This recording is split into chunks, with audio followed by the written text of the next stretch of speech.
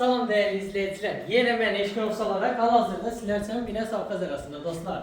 İmam Həsən məscidində çatmamış çox gözəl bir yerdə paket kutusalı 2 sotun içində mini villamızın artıq çəkilişini aparırıq. Əsas məsələ suyumuz, qazımız, işığımız daymadır. Ya Allah! Daxil olan kimi belə bir girişdə ikinci mərtəbəyə kodumuz var. Belə bir yerdə istifoldan ibarətdir. İlk öncə tanış olduğumuz belə bir geniş zalımız mövcuddur.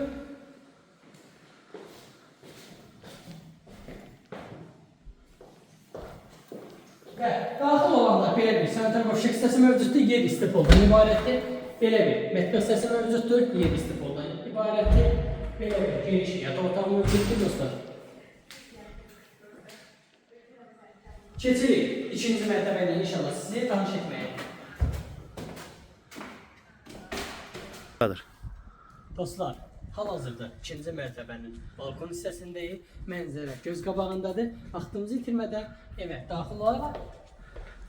Daxil olan kimi dostlar, yuxarı mərtəbədə 3 yataq və 1 sanitar boşluq hissəsindən ibarətdir. İlk öncə belə bir geniş yenə istəyən olsa yataq otağı, istəyən olsa zal edə bilər. Kombisinə qədər dostlar tam hazırdır gördüyünüz kimi və sanitar boşluq hissəsi mövcuddur.